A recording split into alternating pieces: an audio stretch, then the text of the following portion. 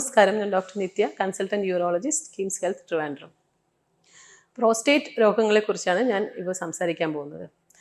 Prostate ഗ്രന്ഥി അല്ലെങ്കിൽ പുരുഷന്മാരിൽ കാണുന്ന ഒരു മൂത്രസഞ്ചിയുടെ താഴെയുള്ള ഒരു ഗ്രന്ഥിയാണ്. അപ്പോൾ ഇത് 50 ഇയേഴ്സ് കഴിയുമ്പോൾ നാച്ചുറലി എല്ലാ ആണുങ്ങൾക്കും അത് വളരും. അപ്പോൾ ഇത് എന്താണ് സിംറ്റംസ്? ഇതിൻ്റെ സിംറ്റംസ് എന്താണെന്ന് ചോദിക്കുകയാണെങ്കിൽ അത് യൂറിൻ്റെ ഒബ്സ്ട്രക്ഷനാണ്, അല്ലെങ്കിൽ യൂറിനറി ബ്ലാഡറിൻ്റെ ഇറിറ്റേഷൻ കാരണമുള്ള സിംറ്റംസ് വരും. ലൈക്ക് മൂത്രം പോകാനുള്ള സ്പീഡ് കുറയുക, പെട്ടെന്ന് പോകാൻ തുടങ്ങുക, അല്ലെങ്കിൽ സ്റ്റാർട്ട് ചെയ്യാനുള്ള ഡിഫിക്കൽട്ടി, അല്ലെങ്കിൽ ഇങ്ങനത്തെ ചെറിയ രാത്രി ഒത്തിരി തവണ എണീക്കുക. അപ്പോൾ ഇങ്ങനത്തെ സിംറ്റംസ് ആയിട്ടാണ് ഈ പ്രോസ്റ്റേറ്റ് ഗ്രോത്ത് ഉള്ള മെയിൽസ് നമ്മുടെ ഒ പിയിൽ വരുന്നത്. അപ്പോൾ ഫസ്റ്റ് ഇങ്ങനെ സിംറ്റംസ് വരുമ്പോൾ വളരെ സാധാരണയായിട്ട് നമ്മൾ വിചാരിക്കുന്ന യൂറിനറി ഇൻഫെക്ഷൻ ആണെന്നാണ്. അപ്പോൾ നിറയെ പേര് പുറത്തുനിന്നൊക്കെ യൂറിനറി ഇൻഫെക്ഷൻ ആയിട്ട് ട്രീറ്റ് ചെയ്തിട്ടൊക്കെ വരും. പക്ഷേ ആക്ച്വലി ഒരു 50 ഇയേഴ്സ് കഴിയുമ്പോൾ നമ്മൾ ഈ മെയിൽസ് യൂറിനറി സിംറ്റം വരുവാണെങ്കിൽ ഒരു അൾട്രാസൗണ്ട് സ്കാൻ മസ്റ്റാണ്. അതിൽ പ്രോസ്റ്റേറ്റിൻ്റെ സൈസ്, അത് കാരണം എന്തെങ്കിലും ബ്ലാഡറിൽ ബാക്കി യൂറിൻ കിടക്കുന്നുണ്ടോ, കിഡ്നിയിൽ ഡാമേജ് ഉണ്ടോ എന്നെല്ലാം നോക്കേണ്ടത് ബേസിക് ഒരു ടെസ്റ്റിൻ്റെ ഭാഗമാണ്. അപ്പോൾ ഈ പ്രോസ്റ്റേറ്റ് രോഗമാണെന്ന് കരുതിയാൽ അത് ഡയഗ്നോസ് ചെയ്യുകയാണെങ്കിൽ അതിൻ്റെ ഫസ്റ്റ് ട്രീറ്റ്മെൻറ്റ് മെഡിസിൻസ് തന്നെയാണ്. പലതരം പുതിയ മെഡിസിൻസ് എല്ലാം ഉണ്ട്.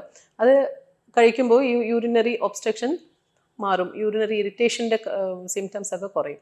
അപ്പോൾ പ്രോസ്റ്റേറ്റിൻ്റെ സൈസ് വെച്ച് നമ്മൾ കറക്റ്റ് ഡോസിലുള്ള മെഡിസിൻസ് പേഷ്യൻസിനടുത്ത് രാത്രി മാത്രം കഴിക്കാൻ പറയും. അപ്പോൾ ഈ മെഡിസിൻസ് വെച്ച് അവർ വളരെ കംഫർട്ടബിളായിട്ട് യൂറിൻ പാസ് ചെയ്യുന്നുണ്ടെങ്കിൽ അത് continuous they can go for medical treatment. അഥവാ പ്രോസ്റ്റേറ്റിൻ്റെ സൈസ് ഒത്തിരി വലുതാണ്, അത് കാരണം അവർക്ക് മൂത്രം ഒഴിക്കുന്നതിൽ തടസ്സം കൂടുതലാണ്, മെഡിസിൻസ് തുടങ്ങിയിട്ടും കുറവില്ലെങ്കിൽ സർജിക്കൽ മാനേജ്മെൻറ്റ് പോകും. ഇതിന് മുമ്പായിട്ട് നമ്മൾ പ്രത്യേകം ശ്രദ്ധിക്കാനുള്ളത്, ഈ പ്രോസ്റ്റേറ്റിൻ്റെ എൻലാർജ്മെൻറ്റ് ഉണ്ടെങ്കിൽ PSA എന്നൊരു ബ്ലഡ് ടെസ്റ്റും യൂറിനറി ഇൻഫെക്ഷൻ ഉണ്ടോ എന്നെല്ലാം നോക്കണം. PSA test prostate cancer screening ആണ്. അത് ഒരു ഡിഫറെൻ്റ് ആണ്. ഈ PSA എലിവേറ്റഡ് ആണെങ്കിൽ നമ്മൾ അതിന് പ്രോസ്റ്റേറ്റ് ക്യാൻസറിൻ്റെ സിംറ്റംസ് നോക്കാൻ വേണ്ടി, പ്രോസ്റ്റേറ്റ് ക്യാൻസർ ഡയഗ്നോസ് ചെയ്യാൻ വേണ്ടി ബാക്കി ടെസ്റ്റുകൾ പോകും. MRI, പ്രോസ്റ്റേറ്റ് ബയോപ്സി എന്നീ ടെസ്റ്റുകൾ പോകും. പക്ഷേ പ്രോസ്റ്റേറ്റ് ക്യാൻസർ അല്ല, PSA നോർമൽ ആണെങ്കിൽ ഓക്കെ, BPH അല്ലെങ്കിൽ ബിനൈൻ പ്രോസ്റ്റാറ്റിക് ഹൈപ്പർട്രോഫി എന്ന് പറയും.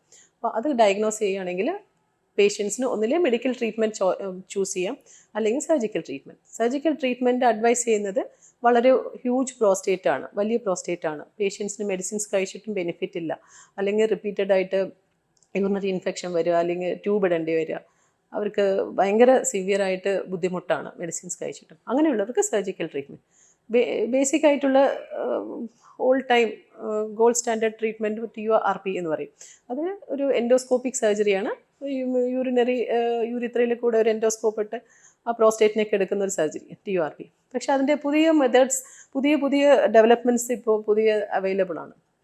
ലേസർ ഉപയോഗിച്ചിട്ട് ഹോലപ്പ് എന്ന് പറയും. അത് laser enucleation of holmium laser enucleation of prostate.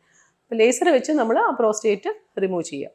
അത് കുറച്ചും കൂടെ ബ്ലീഡിങ് കുറവാണ്, ഫുള്ളായിട്ട് നമ്മൾ എടുക്കും. അങ്ങനെ കുറേ അഡ്വാൻറ്റേജസ് ഉള്ളൊരു സർജറിയാണ് ഹോലപ്പ്. പിന്നെ പുതിയതായിട്ട് ഇപ്പോൾ ഏറ്റവും ലേറ്റസ്റ്റ് ആയിട്ട് വന്നിട്ടുള്ള കുറച്ച് ഡെവലപ്മെൻറ്റ്സ് ആണ് ഈ പ്രോസ്റ്റേറ്റിൻ്റെ സർജറിയുടെ സൈഡ് ഇഫക്ട്സ് ഒക്കെ കുറയ്ക്കുന്നതിനായിട്ട് യൂറോ ലിഫ്റ്റ് എന്ന് പറയും. ഒരു എൻഡോസ്കോപ്പിക്, എല്ലാം എൻഡോസ്കോപ്പിക് ആയിട്ടുള്ള സർജറീസാണ് ചെയ്ത് അതിന് പ്രോസ്റ്റേറ്റിൻ്റെ തടസ്സം ജസ്റ്റ് 2 സ്ട്രിങ് ഉപയോഗിച്ച് ലിഫ്റ്റ് ചെയ്യുന്നതാണ്. അതിന് യൂറോ ലിഫ്റ്റ് എന്ന് പറയാം. അതൊരു ന്യൂ മെത്തേഡ്സ് ആണ്. അപ്പോൾ ഈ പ്രോസ്റ്റേറ്റ് സർജറി കാരണമുള്ള മിക്ക സൈഡ് ഇഫക്ട്സ് ഒക്കെ അതിൽ കുറയാൻ പറ്റും.